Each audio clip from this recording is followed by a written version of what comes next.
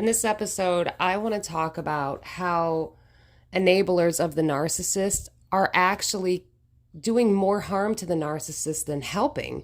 And if you've been in a relationship with a narcissist, you were unknowingly being an enabler. And that's why going no contact or learning the gray rock method is number one, vital to your safety, your well being, and just every aspect of your life. But so that you don't keep feeding into their delusions, so that you don't keep feeding into their abuse. And I just want to start by saying this, that all the people around the ex-narcissist, the man that I dated, if you people would just stop enabling his delusions and actually hold him accountable, you could help him. I spent so much time out here the last 2 years after leaving him, researching, studying. I must have read 1,000 books at this point. I've traveled, I have talked to doctor after doctor because all I wanted to do was find a way to help this man because he is not well. And it's obvious why he's not well, and I had Stockholm syndrome and was severely trauma bonded. So I was actually on a mission to try to save his life. That's all I wanted, was to find a way to help him. But here's the problem. All the people around the narcissist are enablers because they're just as dysfunctional. And abusers protect abusers. And I gotta say that you're obviously not really his friends. And the family obviously doesn't care either, because if you did, you would hold this man accountable and get him the appropriate help that he needs, because you're only making the problem worse. And it really bothers me because I really cared and loved this man, and I thought, oh my God, if I could just help him, if I could just get the people around him to pay attention and listen and hold him accountable to help snap him out of this delusional world that he lives in and show him, hey, what you're doing, you're not well, you need some help, and actually help him so that he could live a better life, so that he could have healthy relationships and not just keep repeating these cycles of abuse and toxicity over and over. Because, these people, when they're toxic and dysfunctional, their children are seeing that. So then what happens? The children mimic that, and then they grow up and live the same lifestyle. I know. That's why I dated narcissists. Because, I grew up in a narcissistic family unit. My mother, the biggest narcissist, or some kind of psychopath, because she's so cold and calculated and likes to physically harm people and physically harmed me. Well, I kept dating my mother over and over, and people don't help. People enable. And I just keep thinking, we repeat the cycles of our childhood. We repeat what we see because that's familiar and comfortable. We may know it's wrong or unhealthy, but, that's what's familiar to you. And because no one in this man's life, because they want to protect the abuse and would rather bully me and rather harass me and feel good about what they're doing to me so that they don't have to deal with their own issues, are, not helping their friend, or their family member. And if you guys really cared about him, you would help him. You would hold him accountable. And so that you could see his reaction to trying to hold him accountable and see his behavior and do some kind of intervention and get the man some help. Because obviously none of you loved him or cared. Because last time I checked, I was the only one out here for the last 2 years doing as much research as I possibly could, trying to learn as much as I could about this disorder and how to help him. Because he deserves to be helped. But my God, if everyone around him is enabling the behavior and joining in on the abuse, well, you're all just as dysfunctional and have no accountability because you could help this man.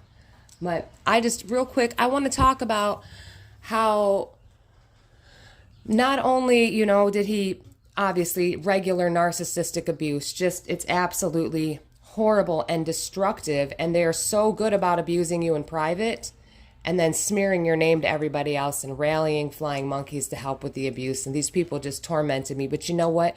A lot of them are narcissists too. And they're all so damaged and living in dysfunction.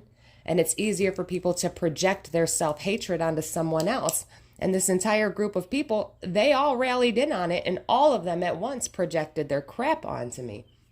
Now, this man, I talked in another video about how he filed a false police report and would constantly make up stuff that I was doing to him that I wasn't doing, because that's what narcissists do.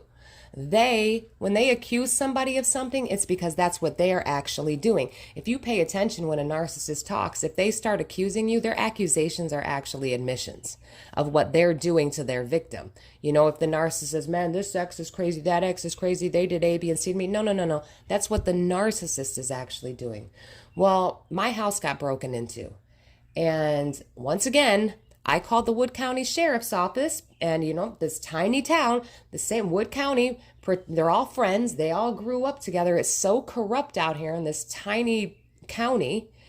And so he got away with filing the false complaint, using his children to abuse me. No one in his life will hold him accountable. In fact, they know what he's doing. They know that he made this stuff up. They know that he's doing this to me, and they don't care. They help him abuse me more. And I'm like, what kind of people know the truth and don't help their friend? That's because you know what? You're not friends. You're not good family members. Because like I said, last time I checked, I spent 2 years out here researching, near completion of my book and research and trying to become a doctor. Why? Because I so desperately wanted to help this man. That was how much I loved him. That was how much I cared, because I thought he deserved, people deserve help, but enough is enough, So my house got broken into, and I know it was him. He's the only person that knows where I live. And so I call Wood County Sheriff's Department. They come out here, take pictures. They ask me, blah. As soon as they found out, and I gave him his name, well, they all start protecting each other again because they know they covered up his last crime. And there's something more going on there. But if his friends and family would just do the right thing and hold him accountable and watch his reaction, like I said, they gaslight, deploy Darvo, stonewall. If you were to say, hey man, did you do A, B, and C? He would immediately stonewall. Oh, I'm not going to argue with you. I don't want to talk about this. That's stonewalling. Or the gaslighting. Oh, man, she's crazy. You know that. That's gaslighting, to try to distort people's perception of me. And then ultimately Darvo, where they deny, I didn't do that. And then they'll deflect. I don't know what you're talking about. Or they'll change the subject during deflection and then immediately attack the person trying to hold them accountable or the victim's character by denying I didn't do that, then attacking their character. Then she's crazy, or she's A, B, and C. And then they reverse the victim and offender roles, by saying, you know what she did to me? Do you know everything I've been through? Do you know what I put up with? Do you know blah, blah, blah, A, B, and C? And then play the victim and then reverse the roles to make the victim the offender. And she's always been the problem. And that whole time we'll never accept any accountability. You have to stand firm and stick, did you do this? And listen to them, because they absolutely are incapable of accepting accountability for their lies and their delusions. And everyone around him, first of all, they're not his friends, because what kind of friends? Number one, enable your behavior. Number two, try to break up your relationships. Number three, try to sleep with the woman you're dating. It's no good. This entire group of people, I don't know what's going on there, but if all your friends are trying to sleep with your girl and you're down for that, that lets me know there's something way deeper going on there. Maybe this is what they all do. Maybe they all sleep together and share each other. I mean, the level of deception and drugs, the things that I witnessed, it's no good. But all I'm saying is, you people could help him. If you were really his friends and you really cared about him, get him some help, because you're only making it worse. And if all of you believe the crap that he tells you about how awful I am, yeah, I'm so awful. He knows that I'm doing all this research and doing all this because I was trying to help him. I prayed to God every day. I cried and cried and cried, prayed for a miracle, begged the universe, begged God, please just give me the knowledge to help this man. Well, I can't help a narcissist when everybody around the narcissist is enabling this crap behavior and helping this abuse. So no, you people don't care about him. You're not his friends.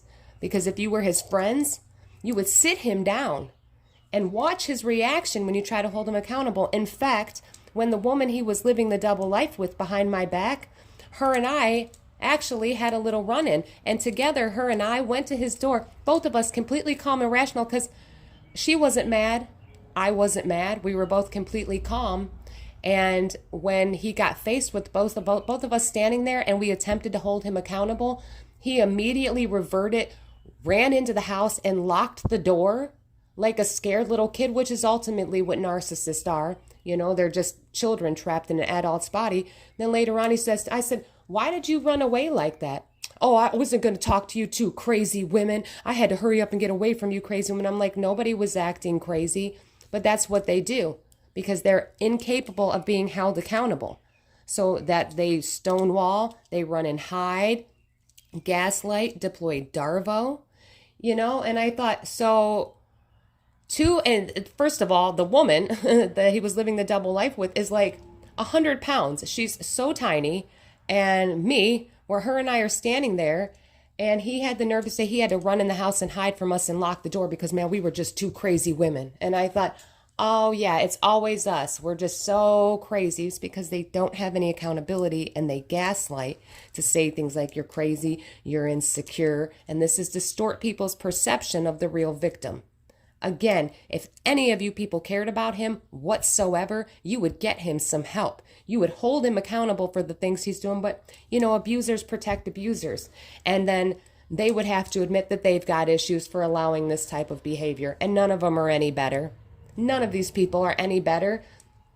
Now that I am completely aware of this personality type and all these things, I can tell you exactly which people in his friend group are narcissists, sociopaths, probably psychopaths. It's pretty easy to detect now. And so again, abusers protect abusers. And instead of helping their friend, get him the appropriate help he needs so that maybe he can live less of a dysfunctional life, but no one wants to help him. And I thought, oh yeah, me that everybody bullies and calls the abuser. I'm the one out here doing intense research and writing a book, trying to figure out how I can help the people that I love.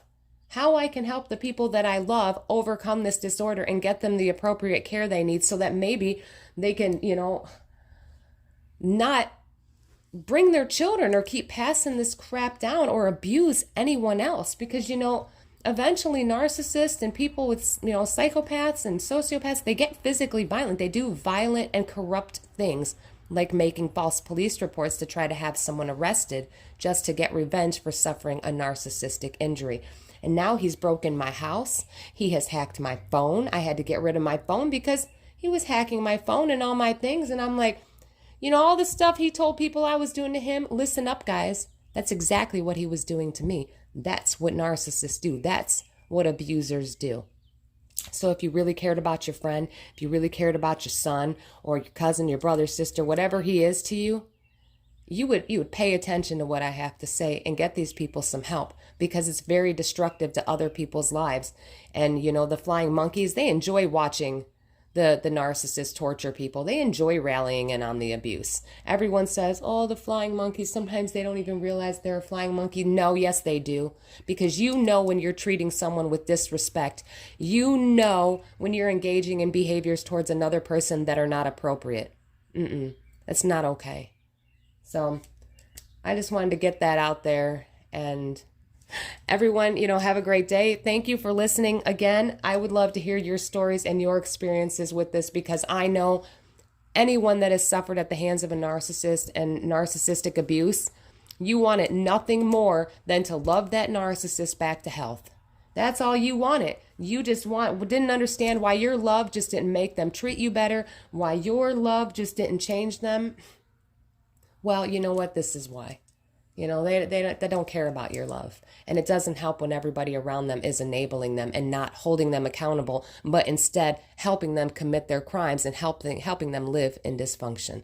So reach out to me if you'd like to share your story. My email address is in my bio. It is psychwarnpd@gmail.com. Thank you for listening. Stay strong, be safe, and keep getting the knowledge. You are all going to be amazing.